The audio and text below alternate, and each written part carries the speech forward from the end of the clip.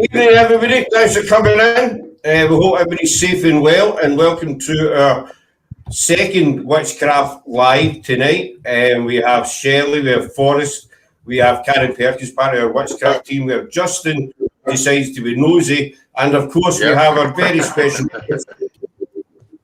our good friend and Hollywood medium and good witch, Patti Negri. So, hi, everybody. Hello. You'll be happy to know, Patti, that I won't be talking much tonight because it's the Witchcraft team. As I said, I know we have that small language barrier. You know, I'm working on it. I'm getting there. You know, but thanks a million for coming back and seeing us. We've not had you in for a couple of months now. You've been a busy lady. Yeah, been crazy busy. It's good. The world's waking back up again. It's been good. I've been on the road. I've been running. And I'm happy to be here, though, always, you guys. I love you guys. So thank you. And you're doing good, Scott. It keeps me on my toes going, what did he say? It's a form of English, right? Just before I hand you over to your Witchcraft people, one question, Pie, is how was the Queen Mary? Oh my goodness. It was great. I've been there several times before, but this was the time we 8 people on this entire ship by ourselves. In itself, that's weird. We had it holds thousands and thousands of people, like 10,000 troops or less on, but to have full access to 1,000 guest rooms, to the ballrooms, the engine rooms, and 8 people on this big ship. Again, it was like, wow, the ghosts were active. Everything was good, but you could just get lost, you know, ghosts aside. It's just like long, scary hallways. And she's a beautiful ship. She's in need of some desperate repair, though. So hopefully they'll figure out something, because other people going, it's sinking. She's sinking. And she's beautiful and fabulously haunted. Hopefully they can find a way to fix it. So I'll hand you over. I'll just say hi to Sandy, Irene, Sam, and Sherry. Welcome, folks. Thanks for coming in. I'll hand you over to the Witchcraft ladies now, Patti, and I'll just sit back and not say a word, maybe. So, fire in, ladies and gentlemen. Brilliant. So, hi, Patti. You're looking really well tonight. You're looking gorgeous. So, thanks very much for coming on to talk to us with the special witch team. The last week we have started doing this kind of weekly live on witchcraft and learning all about the history of witchcraft, the different kinds of witchcraft, and a beauty to maybe doing some spells over the next few weeks. And to have you on is a great to start a foundation and where we should begin. And we were talking maybe about protection, about what kind of protection we would need if we were going to begin to do these. For people that don't know what they're doing, to kind of lay down some foundations. Scott, maybe I think you should mute your mic because it's giving feedback. Yeah. So right. Sorry, I'll just repeat Yeah, that. It wasn't your accent though. It went wobbly. Ghosts, you know. Yeah, we'll blame the ghosts. I always blame the ghosts. Ghosts are aliens. In this case, it's ghosts. No, it just went that wobbly. We are so far away from each other. Yeah, I can feel that as well. So we really wanted to lay down some foundations and where we should really begin when going to do spells, so that people are watching. They're not just going and doing it willy-nilly. They're actually learning to do it properly. To if they wanted to have like some positive spells in their life to help them with different aspects of their life. And we just thought the best person to ask is yourself, really. Okay, awesome. Yes, spell work is important. I can hear you okay, more or less. I got that. I got the gist of it all. So yes, spell working, you do need both protection, because you're opening the veil a bit, and you are shifting fate, you are shifting destiny. So to understand, to do spell working, to do the craft as in spell working, you actually do have to have a really good set of moral code, of integrity, because that's where you can mess things up. It's not white witches or black witches or good witches or bad witches.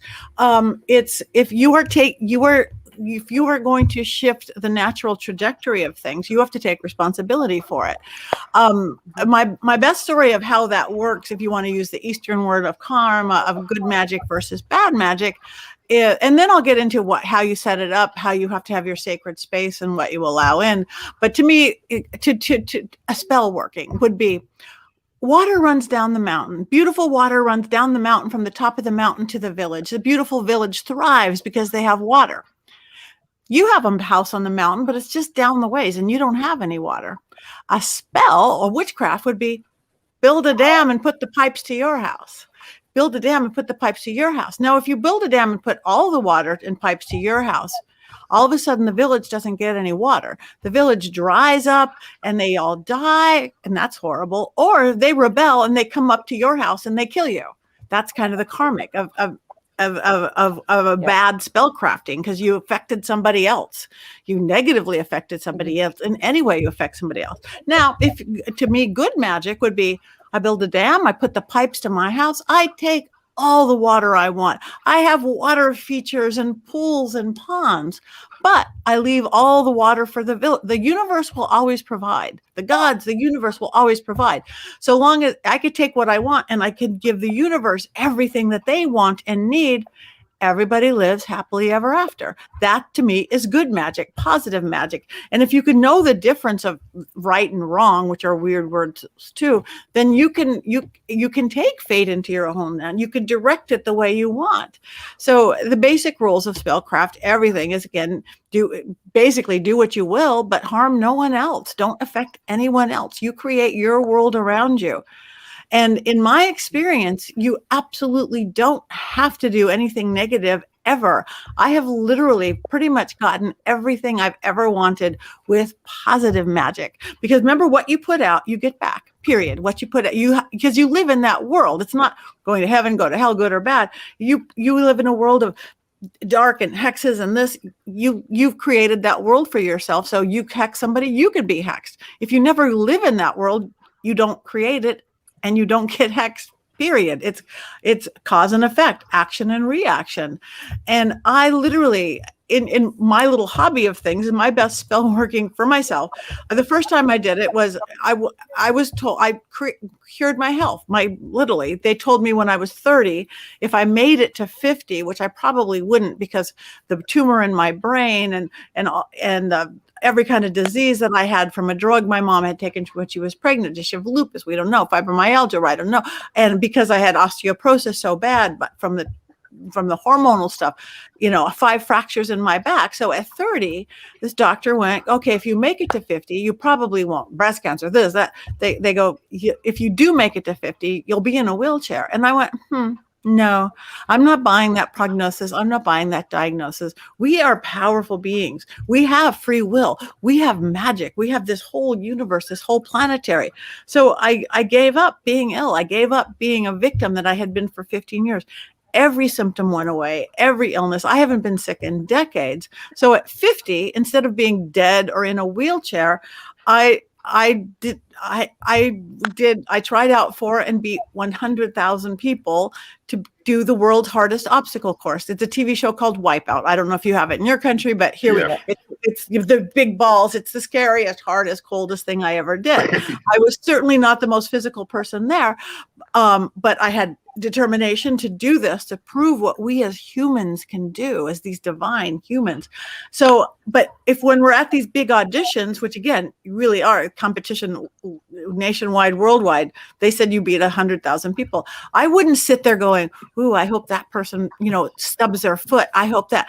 Quite the opposite. I was going, oh, I hope that you do great. I hope you look really good. Yeah, all that positive energy putting out spotlighted back on me, and next thing I know, I'm doing the show, and I'm like, wow, that is such an example of good magic. So what else could I do? What else should I not be able to do? Okay, I am the world's worst cook. My husband doesn't. I got kicked out of cooking class in high school. My husband won't let me in the kitchen. I go, okay, then I'm going to cook for Gordon Ramsay. I'm going to get on Master Chef. So I played the whole witch card. I showed up, made Eye of Newt vegan pumpkin soup. I had my red wagon. I had my bubbling cauldron. And next thing I know, I beat another 100,000 people, and I'm cooking for Gordon Ramsay, Joe Bastianich, and Graham. And again, same thing. It was good magic sent out to everybody. Oh my gosh, I hope that's the best dish. And it all shined back. So the third time I did it, it's like, oh my gosh, magic works. Positive magic works. Again, what show am I really not right for? America's Got Talent. I know everybody has their own Got Talent. Britain's Got Talent, UK's Got, but America's Got Talent. And again, another 100,000 people later, next thing I know, I am rolling around on the floor with Howie Mandel, psychically reading his job. It was a chaos and a mess, and it was everything I wanted it to be. But that is good spellcraft. That is good, positive spellcraft. Never negatively affected anyone, never affected anyone else, but it all flips back to me. So learning how to do that. So it sounds like intention is a really big part of that as well. If you're thinking about your intentions, thinking them through, and then putting the power of belief behind them. Intention is everything. Because if you do a spell wrong, that's okay. There is no wrong. Anybody to me who says this is the exact way to do it, again, they've taken away your free will. Okay, red candle means passion. Pink candle means love. Green candle means health or money. But if you're going, to me, green means love, I would use a green candle. It is, again, you have to go with your truth, not what some book tells you or anybody else teach you. To work the craft, you have to go to your knowledge, learn your language. So it's not right or wrong. Yes, follow moon cycles. Waxing moon, you do the adding magic. Waning moon, you do the let go magic. Full moon, new moon. There's all these little things that help. They're puzzle pieces, but it's all in your intention. And you have to believe because, faith and belief is what fuels it, intention. If you doubt it, that kills it, period, because it's energy. Actually, to me, I'm a big believer, and you have my book, and Mind, Body, Spirit. There's 20,000 books written about mind, body, spirit, spell books, psychology books, new age books, everything. We understand mind, body, spirit. If we have all three, we get it, whatever it is. We have to believe, we know psychology, we will never, ever surpass our own belief system. Oh, I could never do that. You are creating that. We know that. Oh, wow, I could make that easy. I can do it. Like me, that's basic psychology. Nothing to do with magic, though they're both the same thing with different words. Mind, body, you have to take action. Sitting on the couch is not going to get you anywhere. I want to get healthy. I want to do that. Body, we get that. But spirit, that's the part that people don't get so much because that's the less tangible. And that is the battery power that makes it happen. There's lots of ways you can do that. You could do it through your belief system, through religion, typical religion. Go to church, go to temple, prayer, that faith behind it.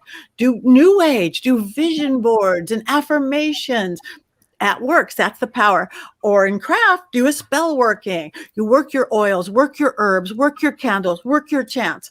But when you have all three, set your head, mind, belief, body, you are taking action of some form, and spirit, the power or battery behind, you get it. You guys can all go, everybody listening, go through your whole life. Look at everything that you've accomplished. And you've had it, you've believed it, you've taken some sort of action, and you had some energy, faith, or magic in any form behind it. The things you haven't quite accomplished, maybe you just need to tweak one or two things. Maybe you don't really believe it. Maybe you don't really believe you're worth it. Maybe you just are sitting on the sofa and not taking action with it. Maybe you didn't put that faith or magic or spell or prayer or whatever behind it. You just tweak those and you get it. Well, guess what? Spell working is the same thing. The three basic rules of spell working are creation, working, dispatch.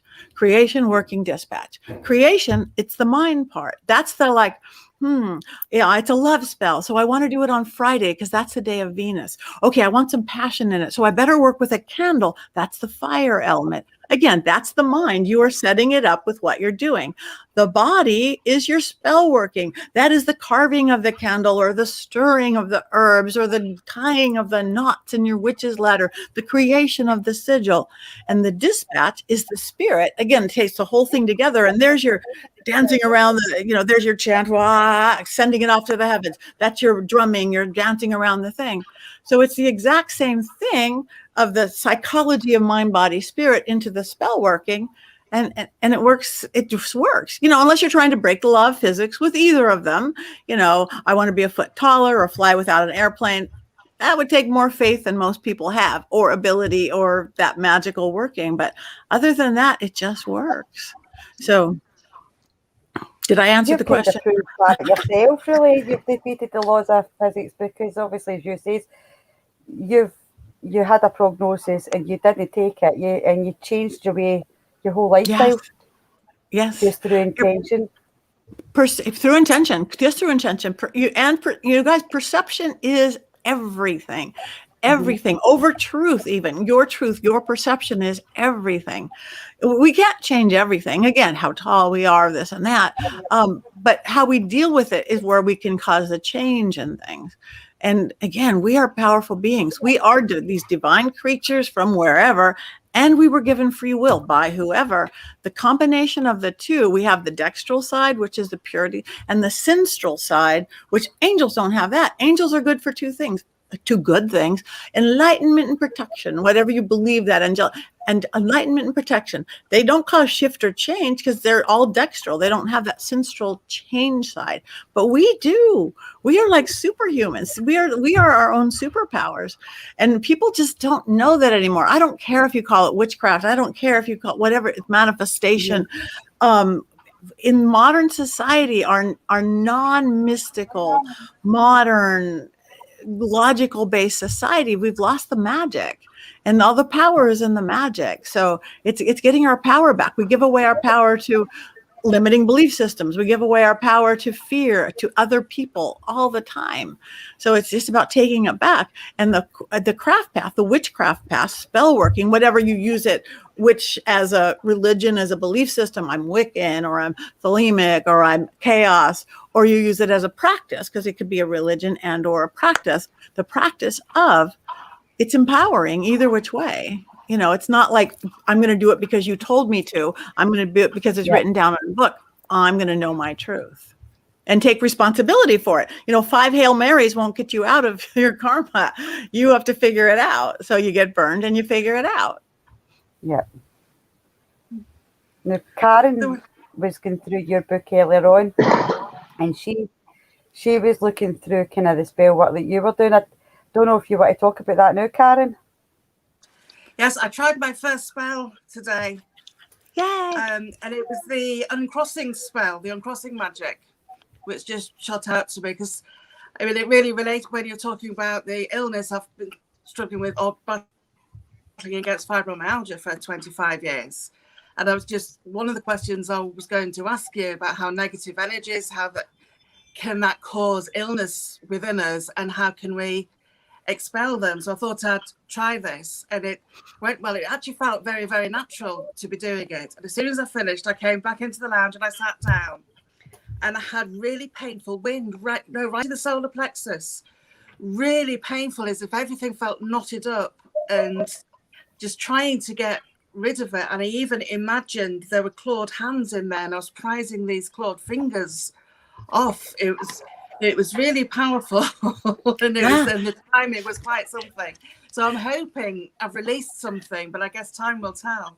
Yeah, have faith, but it will. And if somebody has enough faith, you could be rid of it right now. You see it with faith healers or whatever. If you're not have that much faith, do it 5% a day, 10% a day, but you believe it. And I do believe health issues, yes, they are real. Yes, that person has that cancer. Yes, that person has that. But they almost always relate to a personal blockage in whatever. I go through things. And as soon as you have any autoimmune disease, fibromyalgia, lupus, all those weird things that we're getting in modern society, again, very much related to pollution, very much related to everything that's going on. Those are to me, those hard to diagnose, those hard to do. Those are the easiest to get rid of. So have complete faith in that. Yes, the lemon spell is going to take, because we store things in different areas.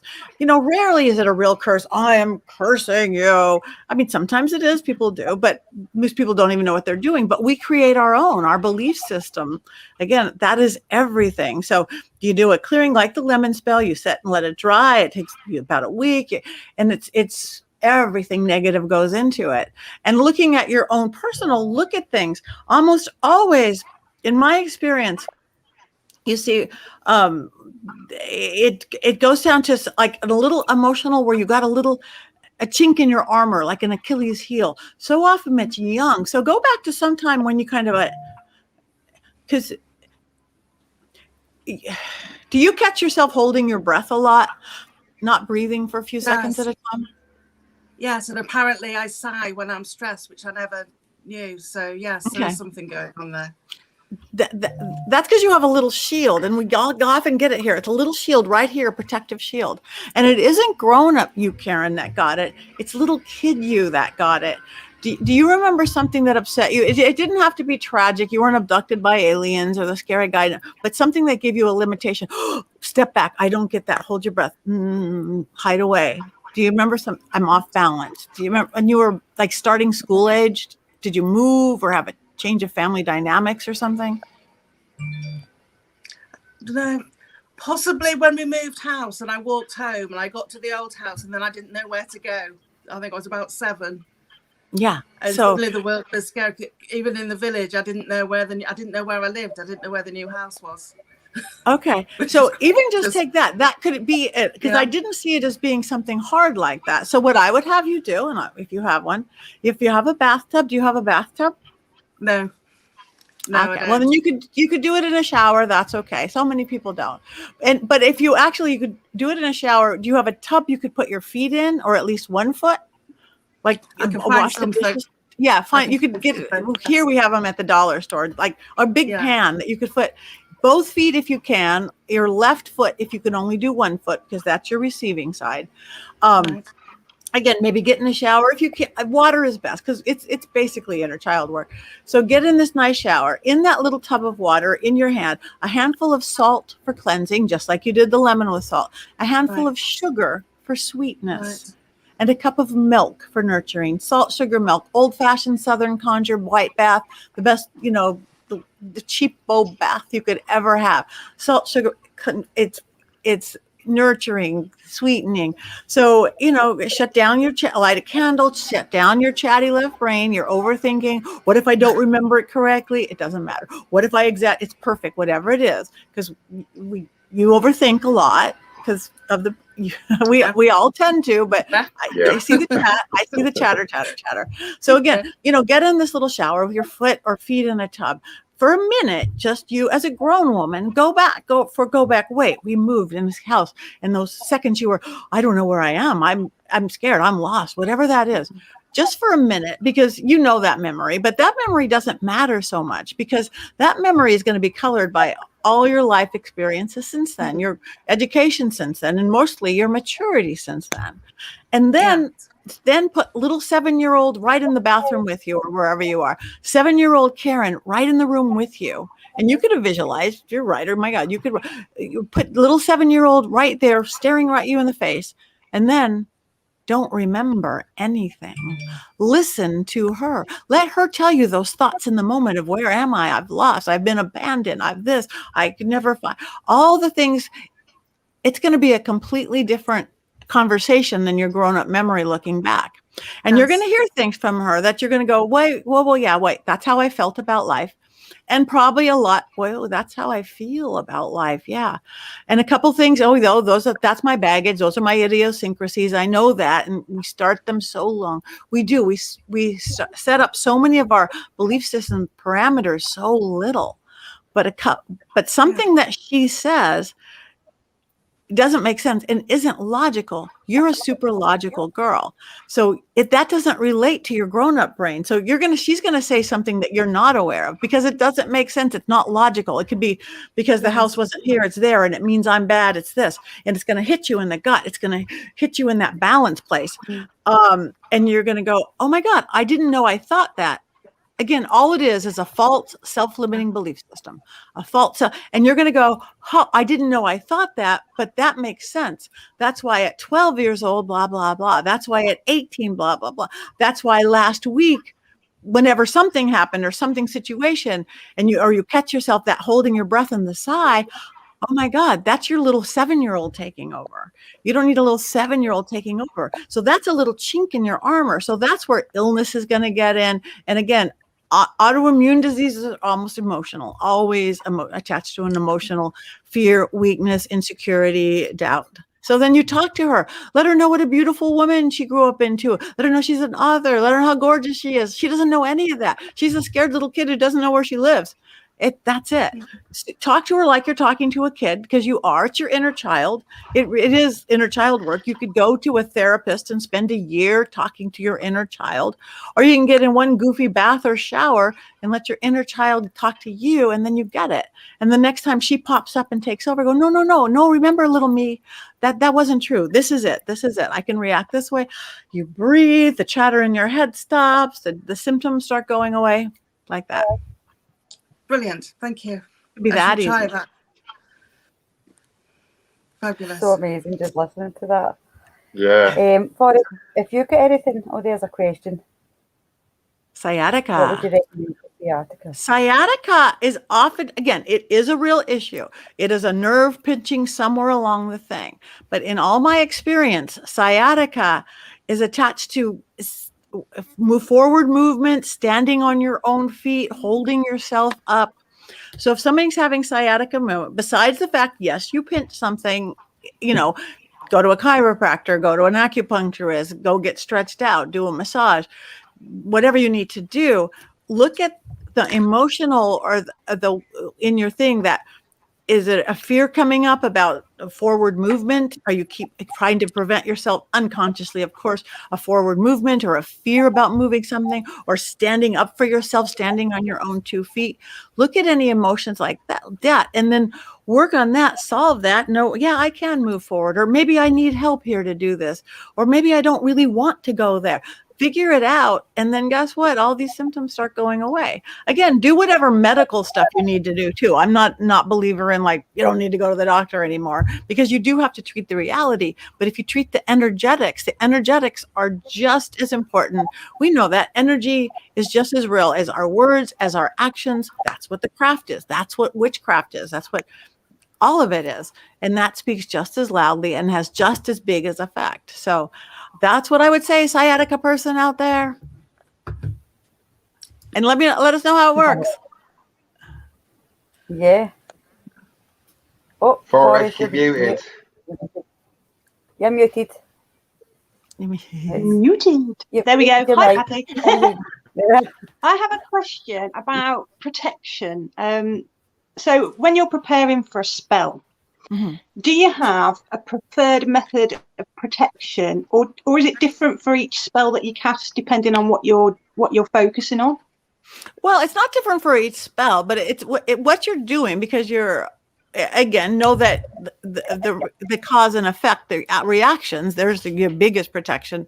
Like a love spell, bring me the love of my life. That's great magic. A love spell of bring me a specific person, that's going to hit you in the butt, and that's bad. I've never seen a love spell, because you're made me fall in love with Scott. And it's like, but we don't have Scott's permission. If we do have Scott's permission, then you don't need the love spell. So know that you're not affecting others. I always set up a sacred space and then very clear what's allowed in, because you are lifting the veil. You are going to the other worlds. Even if it's your kitchen table where you just served your kids, oatmeal and sent them off to school. Now you clear off the oatmeal. Now this is your sacred temple. This is your sacred altar. I always light a candle. What do you work with? Do you work with specific deities? Do you work with energy? Do you work with the elements? Do you call the air, fire, water, earth? Do you work with dragons? Do you work with angels? Do you work with Hecate? Do you work with specific deities? Do you just work with the Akashic records, the consciousness itself? Know who you're asking to help you with this. Know what you're tapping into. Because otherwise you don't just open your door and say, anybody out, come on in, give me wisdom. What if you give a not wisdom person coming in, or somebody who wants to hurt you? So intention. That's why I almost always light candles, and I'm very careful of who and what comes in. I have also as well that you say about chaotic energy, as if you think about Reiki and sort of energy healers, you've got to be very choosy, haven't you, about who, if somebody says to me, can I cast a spell for you? I always just think, no, you're all right, because I want to be really sure who's involving themselves with my energy, Completely. So yeah, completely. Again, if you go to a doctor and somebody says, I want to do a brain operation on you, you want to know it's a really good doctor. It's the same thing. It's energy. And anybody who comes up to you and says they want to cast a spell on you, I would run. You have to ask someone. Even in a reading, a tarot reading, or a mediumship or psychicness, I think it's unethical unless somebody asks for help, to ask them. Because to me, it's why. It doesn't, even if you see something, oh my gosh, this person needs a protection spell or whatever like that, you would just say, wow, I'm sensing this. If you want something like that, I could help you with it. But not let me do this, because that's taking your power away. You have to ask. And yes, you do have to know who you're letting drive your car, so to speak, because you're putting yourself, you're connecting to them. So be very, very careful. And again, in protection in general, you'll even see in the book, I work with every belief system, whether we're drawing a helm of awe, a Norwegian, sigil or symbol, or we're using cascarilla powder, or whatever we're using to do protection, mirrors around your body to keep energy out.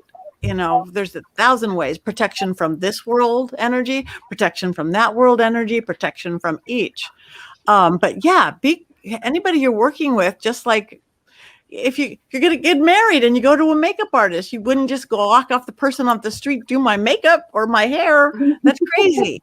That's crazy. And now we're talking an energetic thing that affects your soul and your spirit and your body and your future. Yeah, be careful. And I think as well, what you said earlier about sort of having that childlike wonder, we've lost a lot of that. So whereas you mentioned, your adult brain and your child brain, it's like, well, I don't really connect well with my adult brain. So everything that I do is quite playful and cheerful and just innocent, because that's the vibe I want to give out. If you look for magic and you believe in it, you see more of it. So why not believe in magic?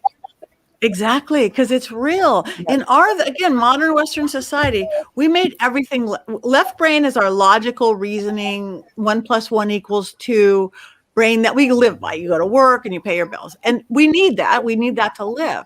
But our right brain, that's our creative, spiritual, artistic, magical side. We have to dance between the two. We grow up going, oh, no, that's your imaginary friend. No, not necessarily. We have to dance. All of this is on the right. We have to learn to shut down the left brain to do spell working, to do magic, to do mediumship. Logic, you have to go shush now, step the other side of the broom. In witchcraft, you would lay down your broom, my sample broom.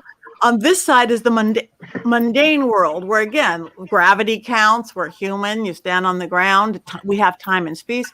Over here, magic exists. Fairies, unicorns, who knows, angels, spell working.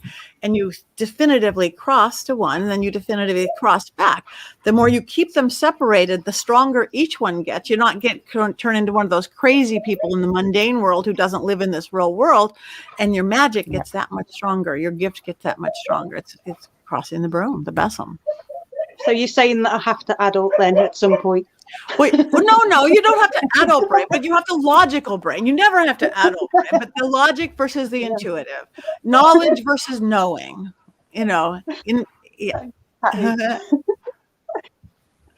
Wait, what is that? Ghost hunting, would you recommend protection, or if something is going to attach itself to you anyway with your...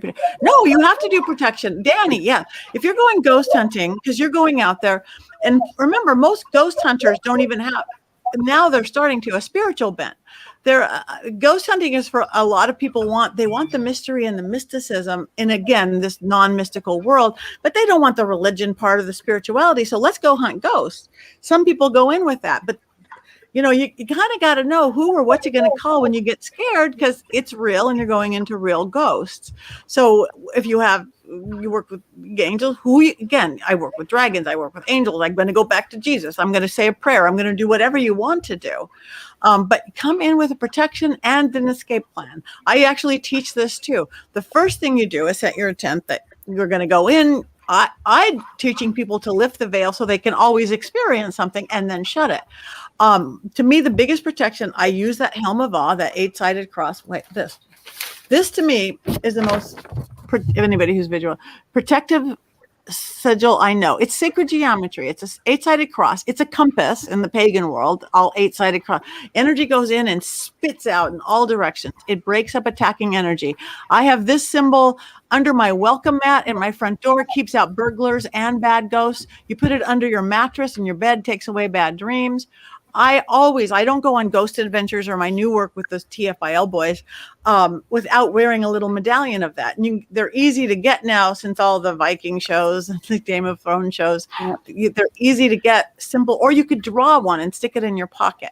To me, it's the most protective symbol. I always use protective oils, or what the biggest portal on our body is the back of our head. Right where your head and your neck goes together, the base of your skull. That is why if you pray, you bow your head to open it up for God or spirit. Put your protection oil there. Put your enhancer oil there. Wake it up. Both protect me from negative, just like our third eye. There's where we see spirit. Back here is where it gets in, when you connect. So you want to, and if you don't have work with oils or cascarilla powder or anything like that, just rub it. I'm opening it. I'm shutting it. I'm being very specific who or what gets in. I don't know what doing channeling. I do not want to get an attachment.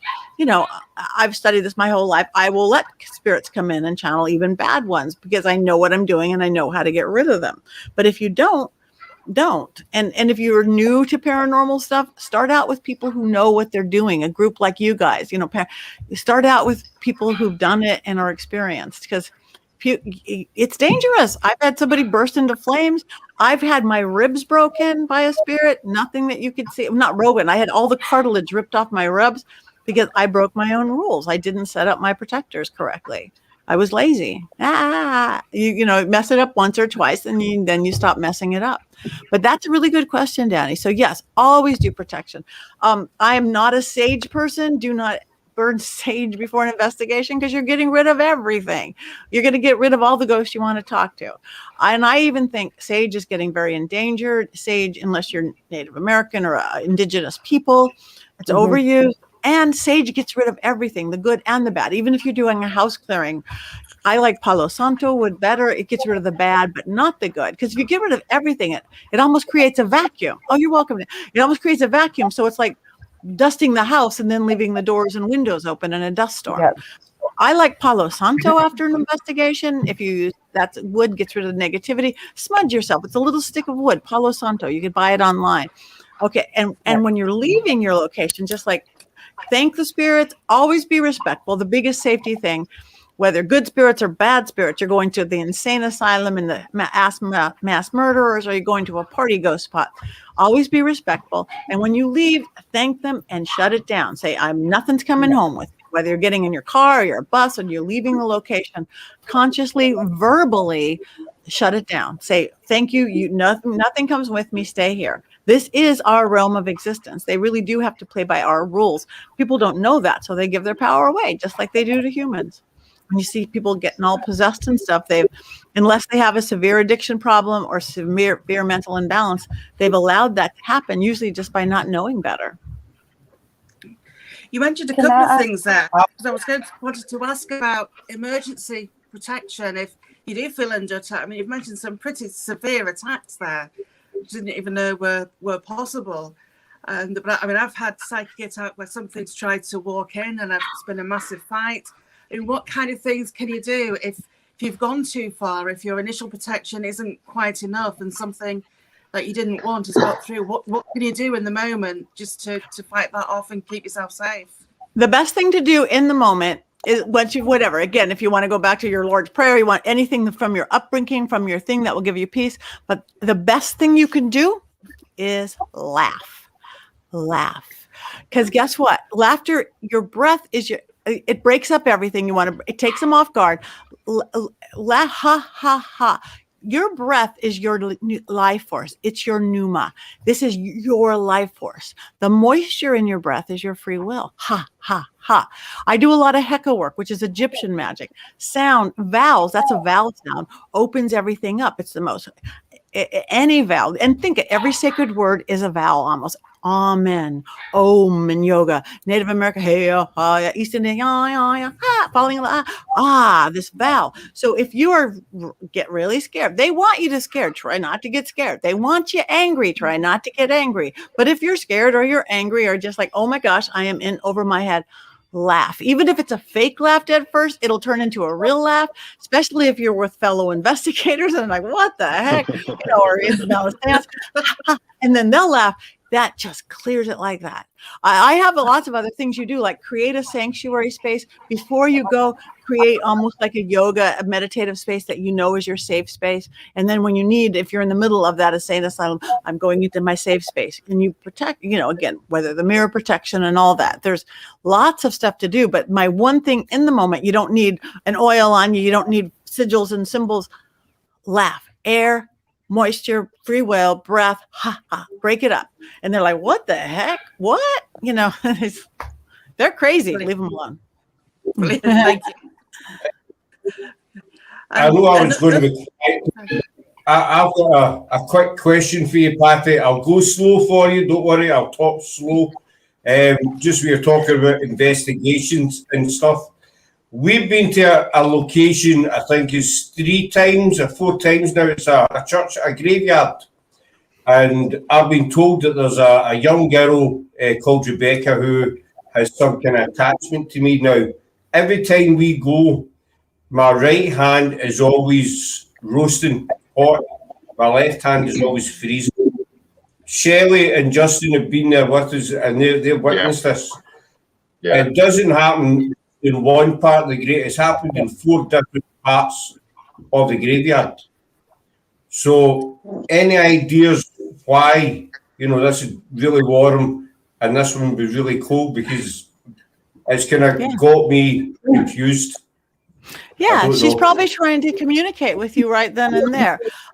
Again, we all have our different, almost like a tell, like in poker, like when spirit, we have to learn our own language. Like some people breathe heavy, some people get sweaty palms, some people feel it through the jaw, some people get a pressure through here.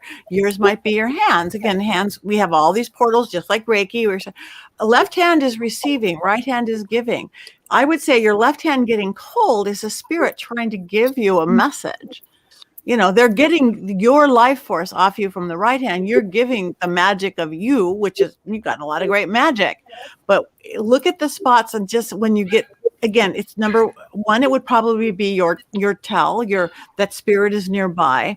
And since it is specifically your left hand, just ask it, do you have a message? How can you give me the message? Whether they want to psychically give you the message, clairvoyant, annoying, or give you a sign or something. Thank you, Annie. So I'll let you carry on. That popped into my head, so I thought I need to well, we've got you. Yeah. So I'll let you carry on. You mentioned a couple of times about creating. Wait, 2 at once. Go on, Shelley. No, you're all right, Karen. You're okay. On you go. You mentioned a couple of times about sacred spaces. How do you go about creating a sacred space? If you're doing it for the first time, what tips would you give someone?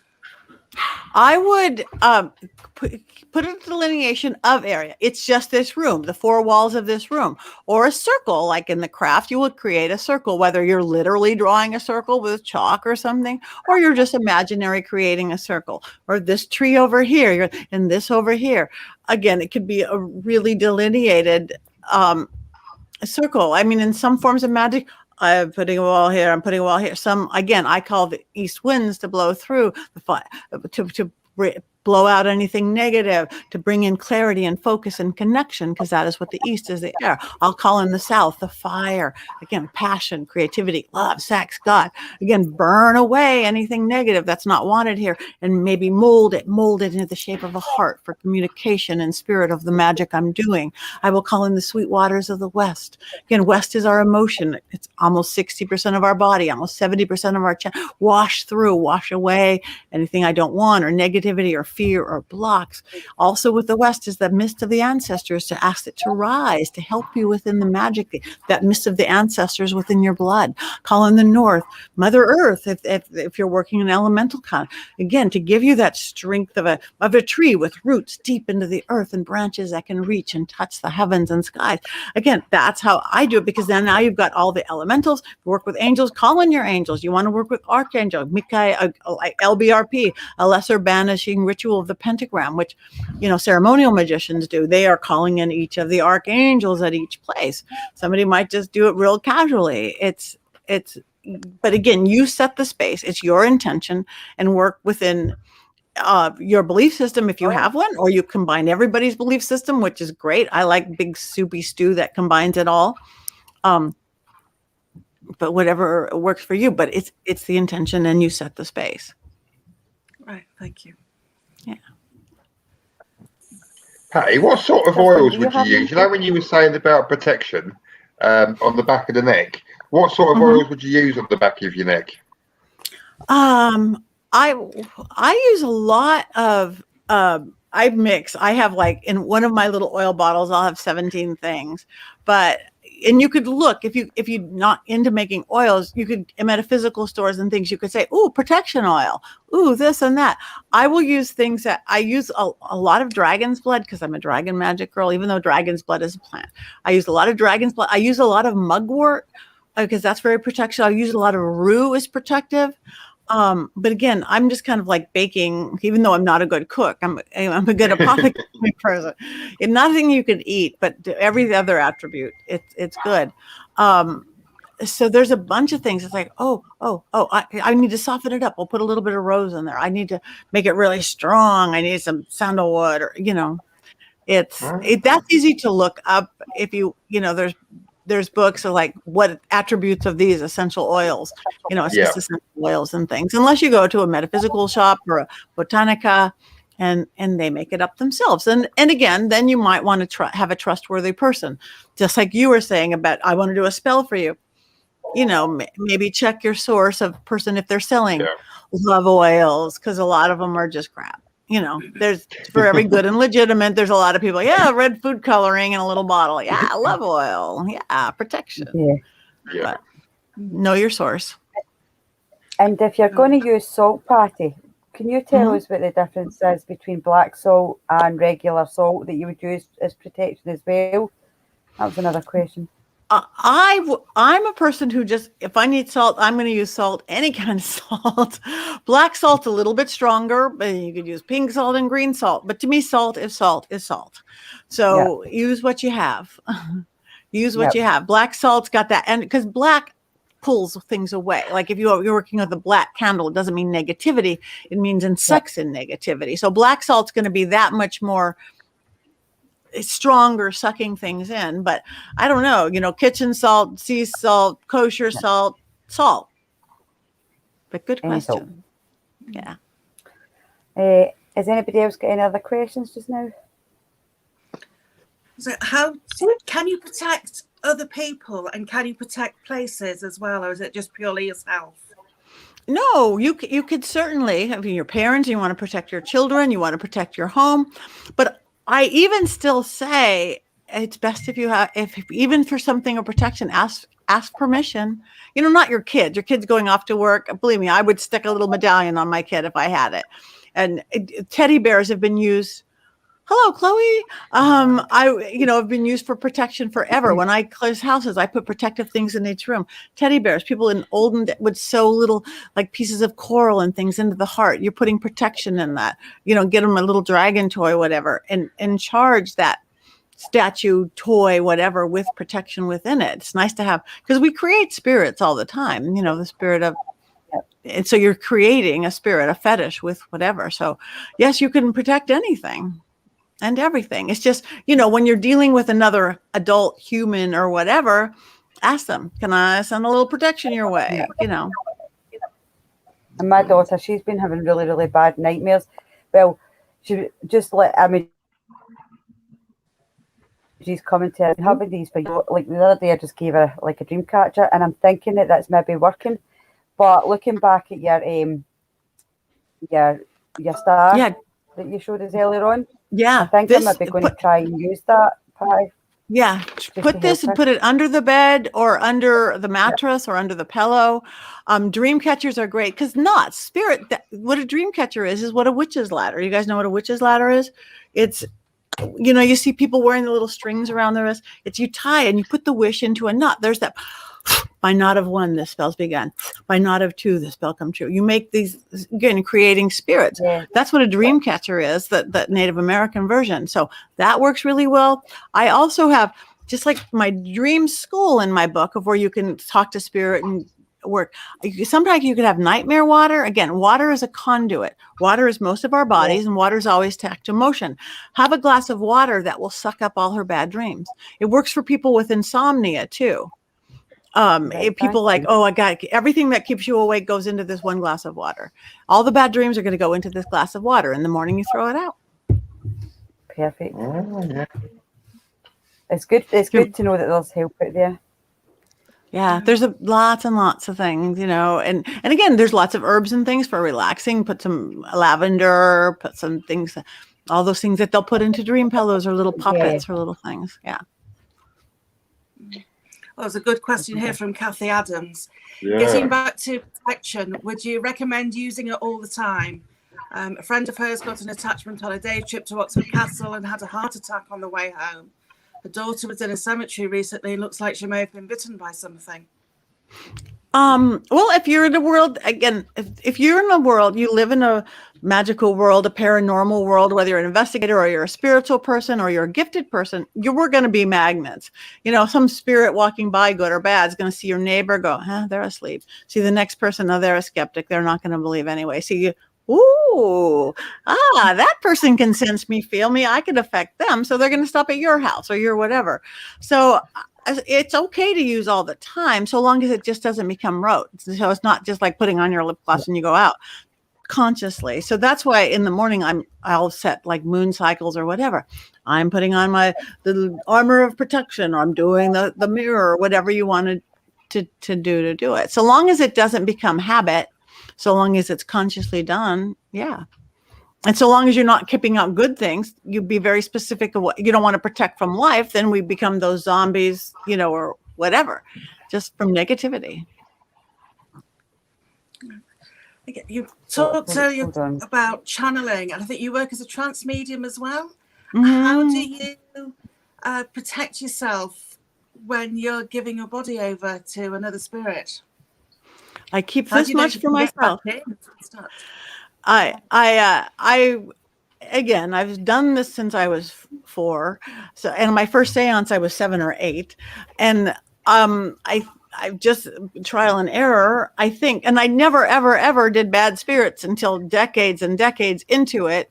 You learn to channel grandma and things like that. And then when you're at the Black Dahlia house or the cereal class, or you're at the Cecil Hotel with Zach and the guys, and you're going, okay, I'm going to channel the Black Dahlia. I give enough and I give permission, and I'm very specific, but you can't stay and you have to go. And I have my own buttons. Like I have an open and close, even in life, forget the protection part. I don't want to be psychic all the time. I don't want to go to the grocery store and see somebody's dead mother. I don't want to be Long Island medium. So when I close it down, I go, I'm shutting it down. I take a deep breath and I stick my thumbs in my hand for 1 second. I'm shutting down all my gifts, shutting down. I'm just a regular person. I want to open it up. I open my thumb. You don't have to stay like, take a deep breath. Okay. And it makes your gifted side more stronger, and it makes the mundane side just like the thing of the broom, the crossing the broom. So if I am going to let over, again, when I do for the darker spirits or whatever, I have got my herbs, I have got my oils, I have got my sigils and things like that on. It's like, okay, I'm going to let you when I was at Zach with the Cecil Hotel, I didn't know where I was going. He never lets me know where I'm going. And it was 5 minutes before, he basically, get here in 2 hours. And he gave me an address. I'm like, oh, that's the place in the water tower where the girl floated in the water tower. Yeah. I didn't know anything else. I didn't. And I get there, I walk in. Once the rats let me in, he's like, okay, Patti, there's 14 floors or 700 rooms. You tell us where to go. There's where the faith comes. He's like, I don't know. So I led them right to a room, and I go into trance state. Again, it's working with your mental state, self-hypnosis, trance state. So I walk right for a window, and I'm starting to open the window, and Zach is yelling at me, and I'm like, I got to get out of here. I got to get out of here. That was the me part. Got to get out of here. I got to get out of here. But Zach's like, Patti, sit down. Why are you opening the window? Close the window. And the part of me that's still Patti that I hold on to, it's like, and I turned into this weird little girl voice. It's like, why is he yelling at me? Zach's never yelled at me before. Why is he yelling at me? But I guess I had led them right to a room where somebody had jumped out that exact window, and he thought I was going to jump out. I don't think I would have jumped out. I think that Patti would have said, oh, no, sit down. So I did sit down, and they saw the spirit. And then I led them to another room that all of a sudden I'm feeling I'm being attacked, and I'm holding myself, and is actually going, where are you being attacked? And the part of me that was still Patti goes, ooh, the logical side, how do you say that body part on television? And I'm like, lady parts or girl parts. And I led them right to a room where a woman had sadly been raped and murdered.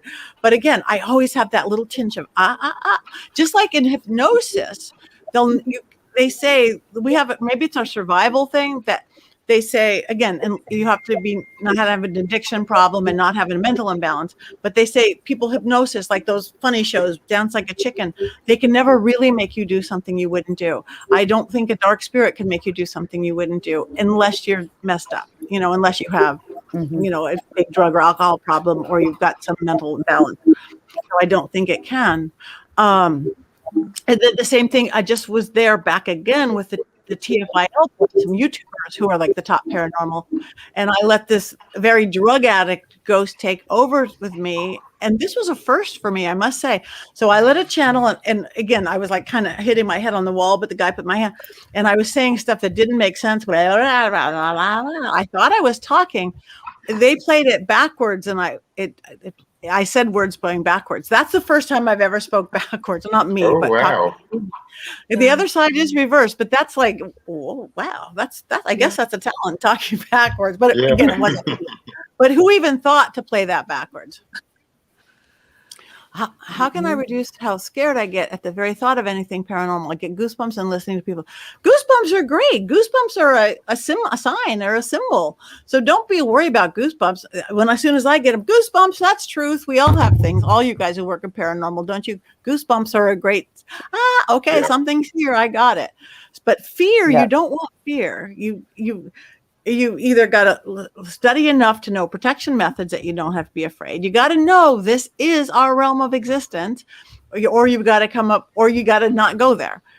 Start out with, the happy ghosts hanging at the fun theater where they swing from the chandeliers and party all the time. But nothing good is going to come out. Yes, we're going to have the jump scares. Yes, we're going to have that's we want the excitement and titillation of it. But any deep, real fear, if there is anything negative, that's where the danger comes in. So again, knowledge is power, getting to know, again, working with people who know what they're doing, and then baby steps. Don't jump in the deep end. Start, baby steps. Like, I'm going to go to a simple seance. I'm going to do this and get to know and get comfortable with spirits. That would be my suggestion.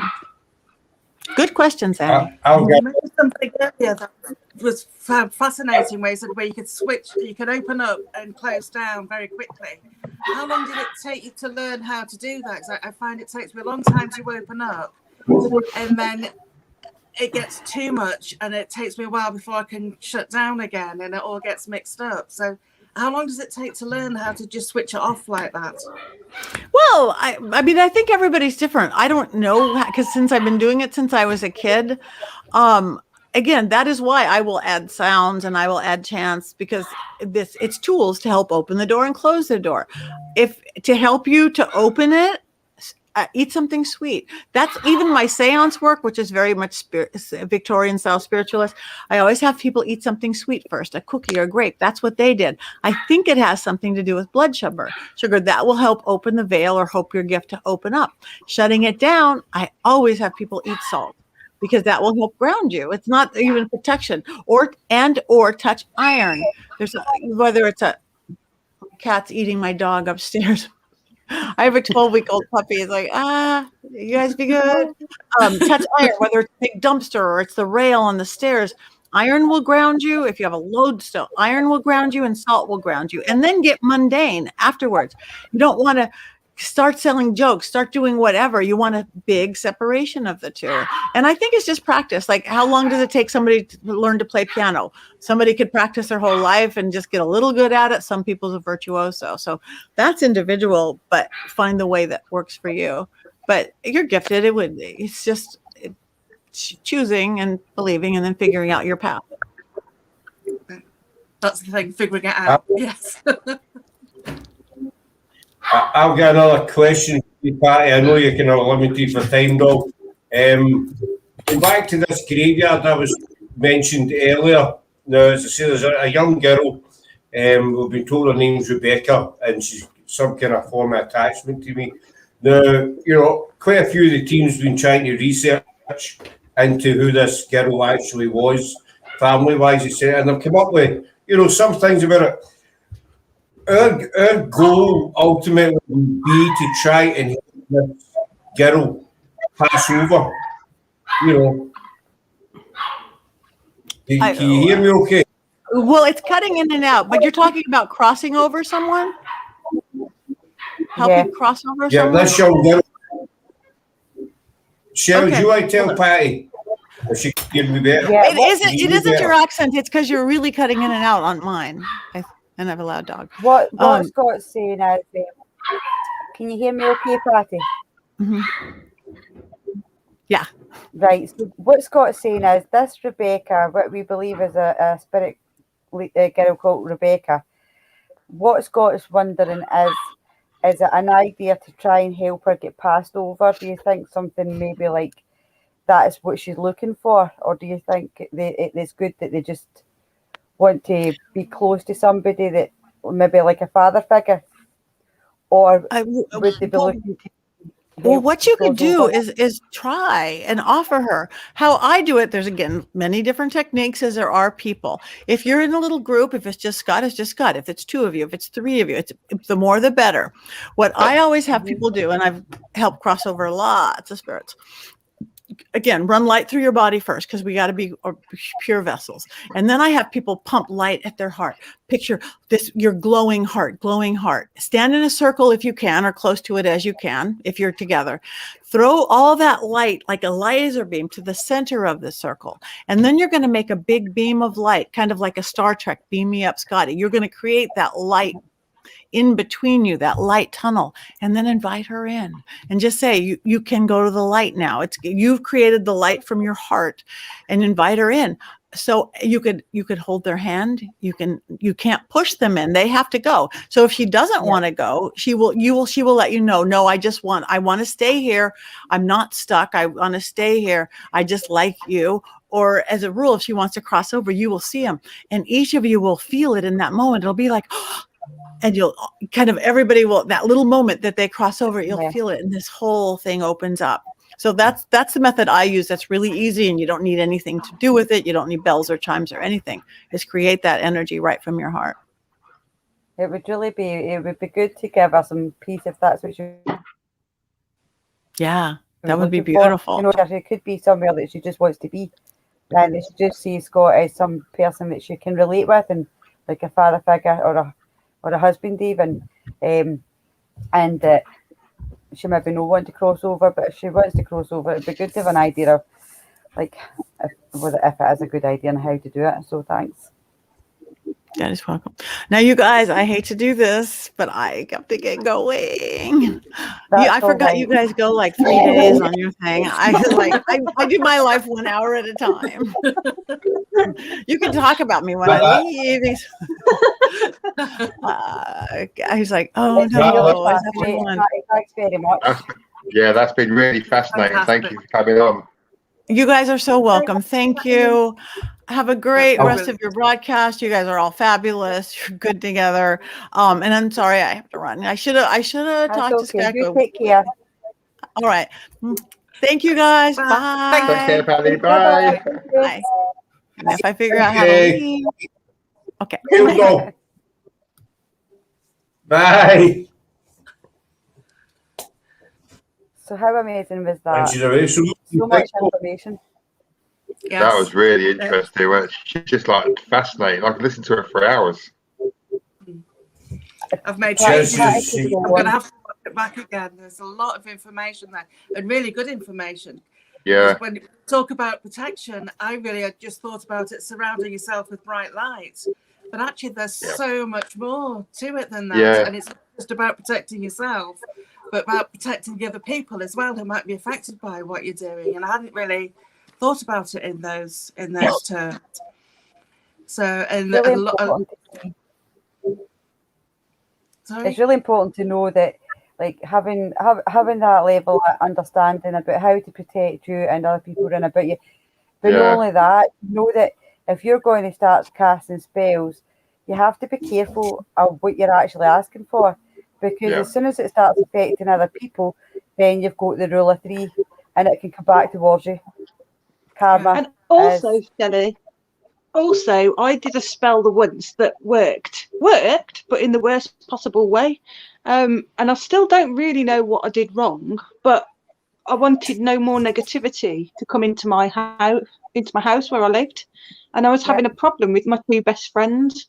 So I cast a spell on my doorstep, like, no more negativity will come inside my house. I'm done. I'm staying outside. And they called me up and said, come next door. We want to talk to you. So I went next door to my neighbour's house, who was my friend, and this massive argument happened. And they were both pointing the finger at me, accusing me of all these things that I'd not done. I was like, what is going on? Like, and it turned out that we all fell out that day, and I never spoke to either of them ever again. And I was in tears, and I just thought, well, it worked, but I didn't really want it to work like that. You know? So basically, you've asked for no negativity. Sorry, Karen. I was going to say, it sounds traumatic. It was horrible. It will stick in my mind forever, because it was so harrowing what they were accusing me of, and I just thought, where on earth has your mind conjured this rubbish from? I'm just going to put this out there. You asked for no negativity in this house. Yeah. None in this house. So basically, you've been invited out the house into somebody else's house, and then got the negativity here. So maybe what you need to do is reword the intentions, and that might work. But those 2 friends were being negative to me as well. Sorry, Forrest. Yeah. Those 2 friends, the reason I said that was because those 2 people were being negative to me. So basically, I banished them from my house, and the negativity happened elsewhere and dispersed the negativity forever. And I just thought, well, it could have happened in a nicer way. Protected the house, but you didn't protect yourself in a way. But I suppose it all came to the head, so you dealt with it and moved on. So what kind of protection? Yeah. What kind of protection do you do, Forrest, before you do any work? I do the circle of white light and the circle of blue light around that. If I've got the space, wherever I am, I will light 4 candles, north, east, south, west, fire, earth, air, water, and sit in the circle. But then I'll imagine a white light dome over me, and it's kind of like a meditation, I guess. It's a cleansing meditation. And then beyond that, it's the blue light as well that protects. So I'm like glowing on this sort of, I turn myself into this weird glowing entity, and I just feel like nothing can come in. But I never invite anything negative in anyway. You know, I don't really have bitterness and nasty thoughts towards people. So yeah, I think Patty's right in what she says. You put out negativity, you'll get it.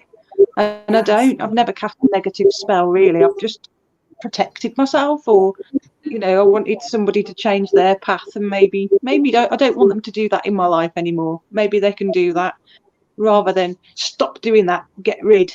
I try and just redirect. I would be too scared to cast a spell. Oh, it's gone. You bring Sandy's comment back. I'm too scared to cast a spell in case I didn't get the protection side of it right. It's not that difficult to be honest. Protection can be really simplistic, or as elaborate as you want it to be. I find that the white light and blue light works for me, so that's what I do. Oh, he's gone. Would it be a good idea, perhaps, for us the next time for you to maybe... Oh, you're frozen. I don't know how confident you feel Well, I over reckon the me and line. you, Sam, should sit down and do some protection together. I think that might be a fun thing to do and useful exercise for both of us. Yeah. Well, like I say, I've got this massive book here. It's full, as you can see, of protection and spells and all sorts of stuff. So there'll be plenty in there I can talk about. Fantastic. So, well, I think we can wrap that up. Oh, sorry, yeah, did you swear a lot, ladies? Yes. Sorry, say that. An awful lot all the way through, and so there's something that has struck a real chord with me. I think Patti said just near the end, and I think you've echoed as well, Forrest, is with protection, is don't do it by rote and spend the time and really feel it. Because I think, no, I've heard that from both of you. I think that's what I was doing. I was doing the protection, but I was doing it as, well, I need to get this done before I can do what I want to do. I think you just have to feel it as well. You have to feel it. Yeah. Like I say, you could read it from that book and do it and think, you know, and not feel anything. But when you do one, that it resonates with you and you feel it and you think, yes, that one worked for me. But it's the same with things like tarot, isn't it? And things like that. You feel it. Your sacred space that you mentioned earlier. You know, my sacred space. I move around a lot. So wherever I am, I'll just have a little, I wouldn't even call it an altar, but like an altar somewhere, and it'll be a table or a little old fireplace. And what I do is, because I'm out in the forest all the time anyway, I pick up things like pine cones, holly berries, juniper berries, all these things, mushrooms, moss that I found interesting, and I bring it and I put it on my little altar. So I've got bits of nature, because I work a lot with nature and herbs and, you know, oils and stuff like that. So I like to have it there. It smells nice, it looks nice, and it brings the forest in. It brings the earth to me. So that's kind of where I get my energy from. Good stuff. So I think we'll wind it up there, ladies. So just a big thanks to Patti again for coming in. You will be seeing her again, folks. Thanks to our witch team. You could remember that. You know, the girls. The girls. Next week we don't have a lot of live. Sorry, Doll. I was just saying thanks to everybody who joined in the chat as well. Yeah. Just while you know a couple of things coming up. Next week we're going to be out investigating, so we've not got a lot of lives planned, but we do have a special live next Wednesday when PIH will be 1 year old. That's first what a year it's been. Oh, it's been a different but an amazing year. You know, obviously when Sarah and I started a year ago, we never actually thought we would get to where we are today. And we're thankful to, you know, every single person that's helped us get there. And obviously the team that we've now got, you know, we couldn't wish for a better team. But we're doing a wee special birthday live next Wednesday. And we were going to look back on, as I say, it's been a different but absolutely fantastic year for us. And we're also starting up our monthly history quiz. We're going to start this with Karen. And what we're going to do is every month we're going to hold a quiz. Karen's going to be the quiz quiz person. And every month is going to feature a different century. And as we'll work the way back. Is that right, Karen? We're going to go back the way. So I think if we start with 1800s, then we can work our way back. And there's likely to be a few book questions and literary questions in there. That's just where my research takes me, I'm afraid. It's you know, it's all yours basically to do what you want with it. So we got that coming up. We're also got Chasing Legends as well coming from our very own Forrest and John. Right. Woo! Right, so what's that about? Oh, it's about the forest. It's in Cannock Chase, and we are investigating 6 times, 6 different places, because it's quite a big forest. And there's a lot of sightings. There's a lot of UFO sightings, ghost sightings, weird creature sightings, the pigman sightings. So yeah, we just want to do a bit of investigation there, because it's between me and John, so it takes us sort of 40 minutes each to get there. Yeah, so we had fun last time, and I can't wait to get out there tomorrow night. However, there has just been a storm here, and it's thundering and absolutely sucking it down. So I'm not quite sure how that's going to go with electrical equipment. It's clearing the energies for you. Charging up. It'll be electrifying. Yeah.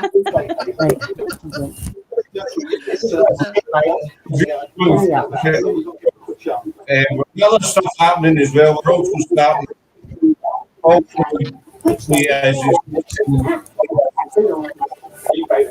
There's a lot of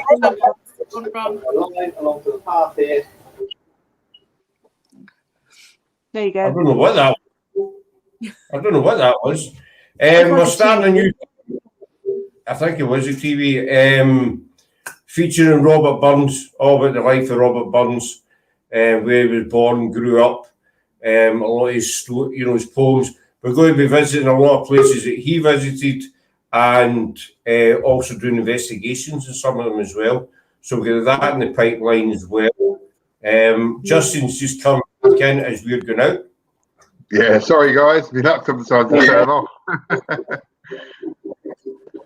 Well, that was perfect. Just like me and, myself and Thomas Broad, our historian, we're planning a trip to Lim, and we're going to do the history and that of Lim and the hauntings. And to echo what Forrest said about Cannock Chase, Lim's also been known for quite a few UFO sightings as well. So that could be interesting. Yeah, I was coming to you, Justin. Are also cooking up a thing of their own. I'm not exactly sure what it is, but it should be good. It'll be good. Yeah. Very choice. Yeah. So that's it for this week, folks. Have a great weekend. Remember, back to probably just keep an eye on the Facebook page, because we might pop up doing some lives unexpectedly. You never know. Sandy, I wish I was having a party. You're having a party. It sounded like it. But we shall see you next Wednesday, if not before, at 9 o'clock to our PIH birthday party. Aye, we can have a party as well, can't we? Yeah. But be careful now, folks. Thanks very much. Next week. Take care, everyone. Bye. Bye. Bye.